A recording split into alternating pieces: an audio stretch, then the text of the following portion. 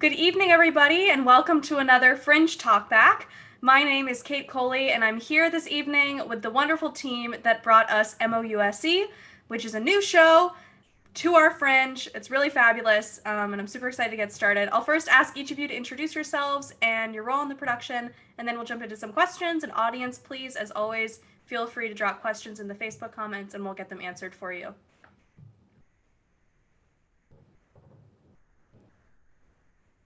Hi, I'm James. I'm the composer of MOUSE.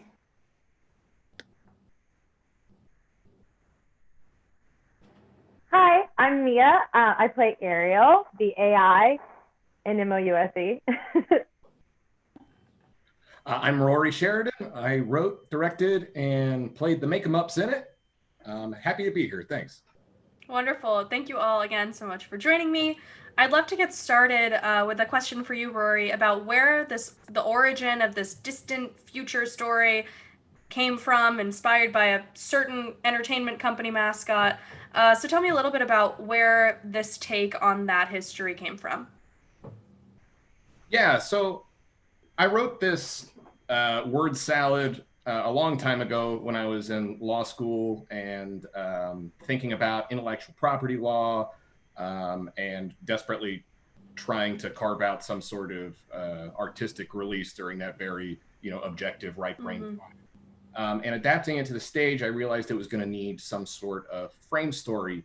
And one of my favorite conceits is either, the future archaeologist coming back to Earth or aliens in the distant future exploring our civilization.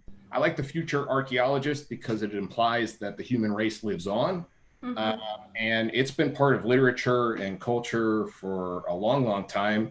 Most recently, some great characters are Doc Aphra from the Darth Vader comic books and the Star Wars universe, and of course, River Song from Doctor Who. Mm-hmm. Great. Thank you so much. Yeah, I think it's a really fun twist, and just from the poster, we know that there's going to be something a little bit familiar, but definitely unfamiliar with this story. So it was really exciting to see how it played out. Also in this story is a little bit of what seems like, at least, real-life history. We talk about a certain draftsman and a certain animator, so I'm curious about how, what sort of research went into that, and how much truth plays into this story. Yeah, I kind of wanted this to play a little like Forrest Gump, in that it is a character who finds himself in and out of history, but not necessarily speaking to the POV that historians may put down in history books. And a lot is based on actual events. Walt Disney worked as a draftsman in Kansas City. He originally was making motion pictures starring Oswald the Lucky Rabbit. He lost the rights to continue to make those motion pictures. And so he started his own animation company in Silver Lake, California, with Ub Iwerks, who was his prime animator and had a lot to do with the design of all of the characters. Mm-hmm. And they initially produced a film. It was not Steamboat Willie. The first one they produced was a short film called Plane Crazy. But the first one that was distributed was Steamboat Willie. And so that was kind of the initial path. How much is a mouse going to get from that? Broad strokes. There's a number of other things that did happen. Walt Disney, of course, released Snow White and the Seven Dwarfs. And Sonny Bono did actually extend the copyright of Mickey Mouse in the early 90s, giving it a total of 95 years of a copyright life. Mm-hmm. Also, what really did happen was the Air Pirates, that comic that Sonny Bono was reading. Yeah. And it spurred an actual big copyright lawsuit. Like, these guys were pretty much like lower tier Mad Magazine types. Mm-hmm. Comics were really only sold in like head shops and record stores, but Disney went after them and won, even though that they were really not taking much of their market share. It's a real great point in comic book history, at least. Yeah, there's a lot that I didn't know before that I was sort of like weirdly educated about Disney, like Steamboat Willie not being the first thing, because that's sort of the idea that I'd gotten since it is the first distributed, as you said. So I would love to know a little bit from James and Mia about how you came onto this project, and then we can kind of move into talking about what the digital Fringe experience was like for all of you.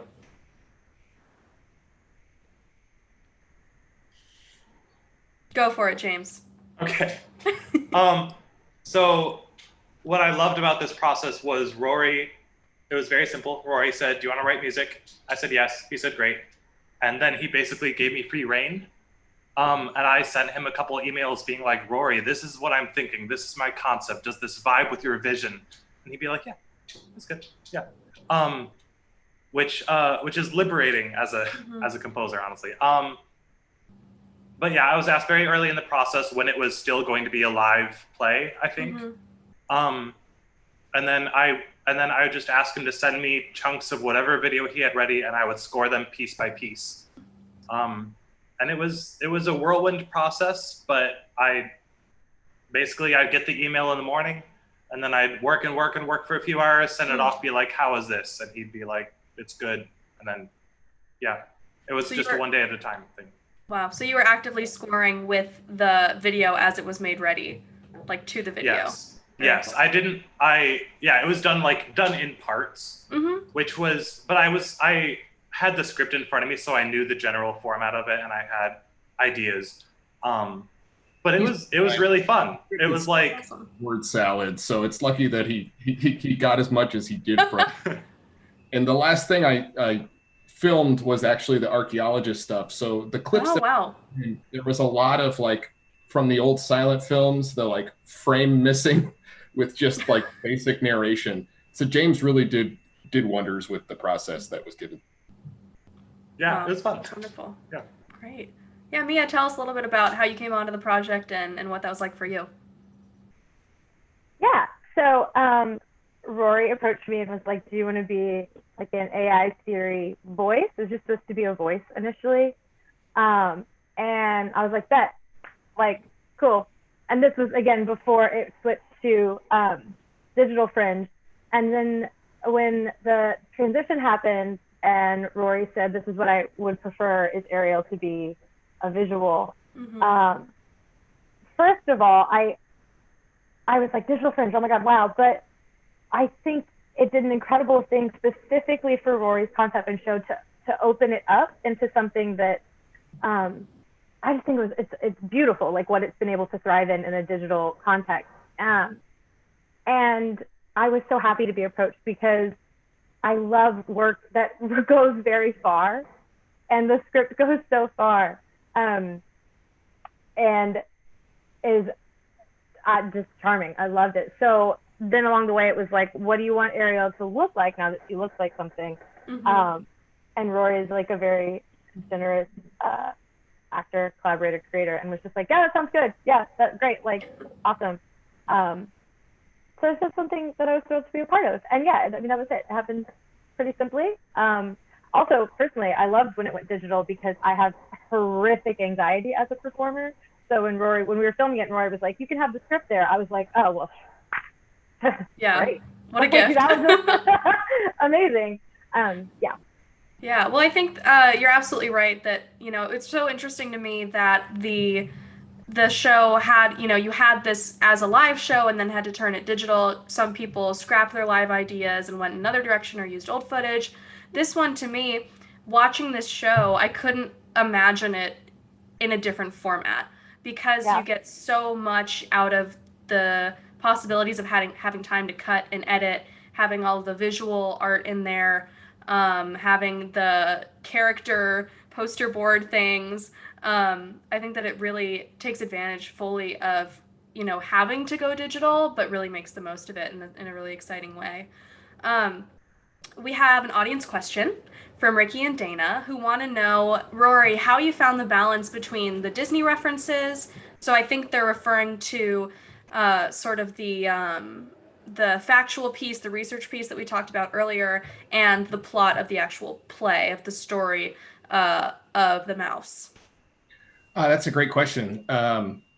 The original book or story, whatever that was written, was almost too many references that didn't really serve the story. And having the ability to kind of translate that original story into a new medium and then be like, what doesn't serve this? What doesn't serve that was really helpful. So I realized making the thing that there were two different stories going on. There was the story of the archaeologist dying and trying to negotiate his role in existence and art in processing that. And then there was this story of the mouse who grew up with like a lot of anger and had to let that go and eventually try and, you know, take care and make sure like a good part of legacy goes on. So those were the two tracks I was working with. And I tried to put in as many references that served that story as much as possible. Yeah, definitely. I'm curious about, I think this question is for each of you actually, what your sort of personal connection to Disney is.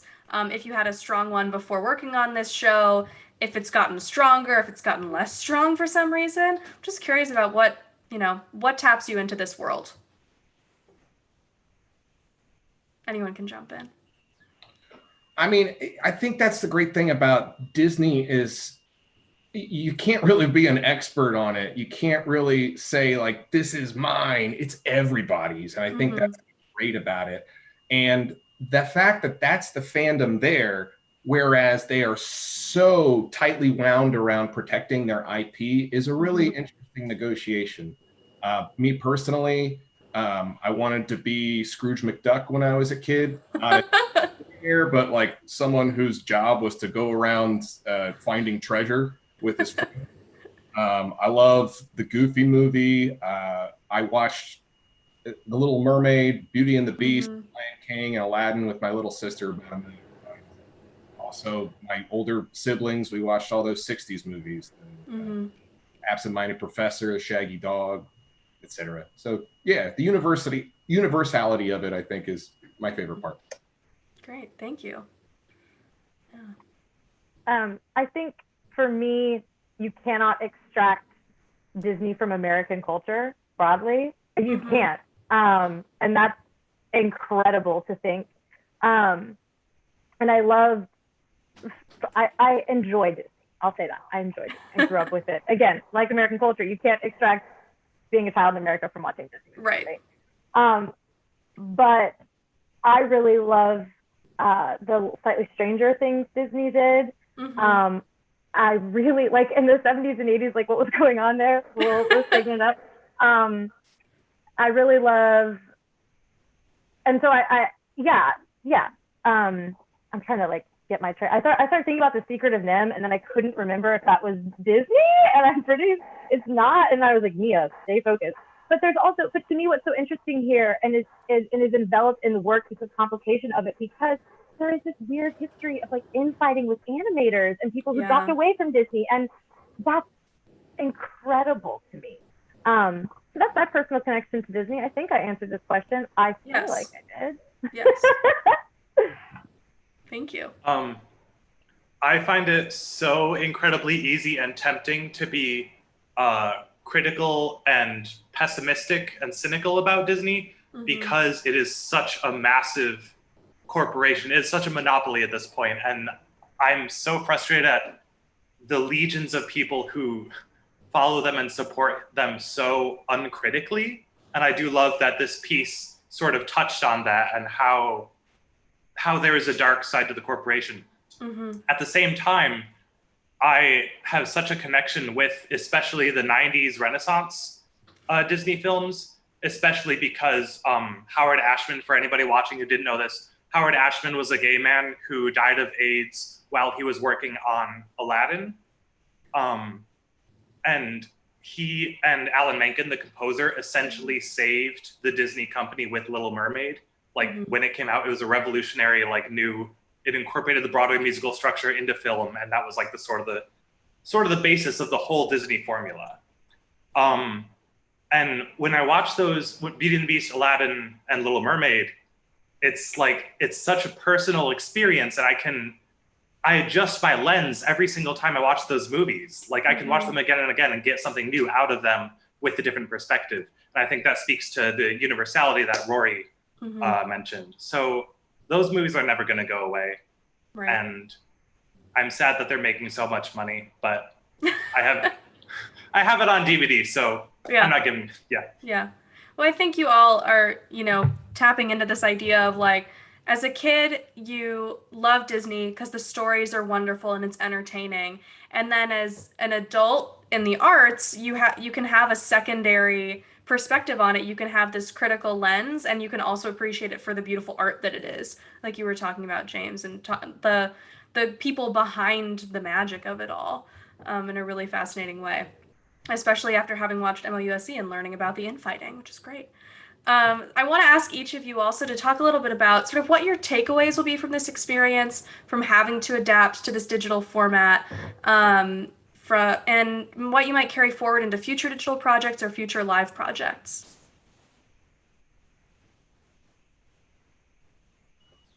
I do think that the virtual medium served this piece better ultimately. Initial submission included, projections of animations and stuff on the wall. And once it became more an experimental film, the one-man show was easier to do with, editing and planning out facial hair. And I realized that like I get really sick of myself, and having like every time I was editing and I reached a Mia point, I was like, thank God I don't have to listen to myself anymore. And same with editing in music. The collaborative aspect that came together was great. But I'm being a little tangential here. I really like the medium of film. It wasn't so long ago that film seceded from theater. It can accomplish a lot, and there are gray areas. And as long as ideas are communicated and imaginations are being stimulated, I think it's worthy to go on down. So I hope to make more videos down the line, and I hope y'all will be involved. I think my takeaway from this is two things really quick. One, namely, the whole conversation of theater and film and theater, and privileging one over the other. I'm amazed at how this opens the medium, because I think theater is constantly struggling under the weight of staying relevant. And how do you keep something theater when it's digital? How does it not become film? Is it bad if it becomes film? And my takeaway is that we have so much space to trouble those questions, to continue to trouble what is theater, and does it matter? No email about how accessible this Fringe Festival has been, to me, is a testament to good challenges. Look how many more people were able to see this work. And the second takeaway was, frankly, just to have been alive long enough to watch something and think, oh, this harkens back to old YouTube, like weird, deranged old YouTube. And to think that we're in that moment now. Like, we've all been alive long enough to be like, this reminds me of this very specific brand of humor from 15 years ago, when the internet was, a strange baby, and now it's a strange adolescent. So, yeah. Great, thanks. So I have been a huge fan of film scores and the world of film scoring since middle school. And it's always been in the back of my mind of something I wanted to pursue as a career.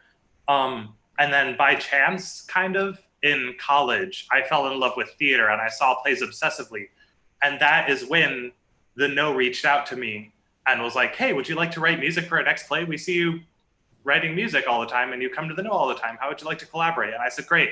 And then I became a theater composer, sort of by chance a little bit, which is great. But the one frustration of being a theater composer as opposed to a film composer is that theater is by nature very, what's the word? It's very loose. It's very undefined. The pacing is not set in stone. You want that sort of life. So you always want to keep the music, designated to certain moments. And if scoring a film really opens it up and allows me to do whatever I want. So it was a very liberating experience for me.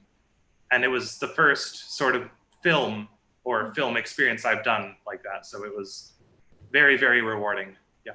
Great. Thank you all for those answers. That gave me a lot to chew on and think about. With our last couple minutes, I would love for each of you to tell me how we can support your work moving forward, where we might find it on the interwebs if it exists there, and what we can do to support you. Great, and thanks for asking. As far as I'm concerned, this experience was great. I thank you for the opportunity. I'd love to make videos. I'd love to act in plays. Holla at your boy if that's something you're on board with. As someone who loves theater in this moment now, I just want to address that the entirety of leadership of the semi-professional and professional theaters in Cincinnati are white, and they are majority white males. I'd like to see that change. I'd like to see people of color be brought into leadership positions. To that point as well, I would really like to see professional theaters in Cincinnati embrace local playwrights, devise theater makers, choreographers, especially people of color. The Know does a great job of the serials, of the Fringe Festival itself, and there are plenty of workshops and readings, but I don't think the local community has taken enough investment and trust that local theater makers, particularly local theater makers of color, can hold a main stage show and bring in those audiences. And I think we need to lift those up, bring people of color into leadership positions and put it on the main stage, not downstairs, not in a workshop, not in a reading, on the main stage, front and center, local creators. That's all I got. Amen.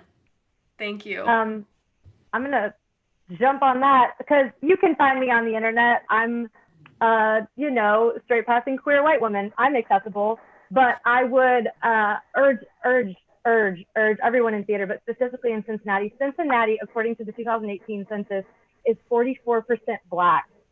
And my challenge to all arts nonprofits and the arts community in Cincinnati is you love to use Black and brown faces in material for funding, but I don't see Black and brown faces on stage enough, hardly at all. I don't see Black and brown voices. And I love what you said, Rory, about trust. Please trust that the Cincinnati Black Theater Company in College Hill, and I know it's in College Hill, and I know some people think that's scary. It's not scary. Please trust that they could put on a show that is worthy of seeing. Have you ever been out there? Have they been reached out to? Elevate those voices. Go out of your way. Because the last thing I ever want to hear is, well, they just don't show up. That's an us problem. That's an us problem. How do we make our spaces safe and accessible? And how do we stop using the images of Black and brown faces to feel better about ourselves and actually amplify and value the creative work of people of color in America? Find them, put them in positions of leadership in the arts, in theater, and put local creators, especially those of color, on the main stage. I just want to support what Mia and Rory have already said, which is that the theater and the art scene needs to represent the community that it is catering to, point blank. And that's all I have to say. Great. Thank you all so much for closing with that. It is so important, and I really appreciate it. Thank you for your time, for your honesty, for your humor, and this wonderful, wonderful show. If you haven't seen it yet, cincyfringe.com. Make sure you go watch MOUSE. Thank you all very, very much, and stay tuned for the news.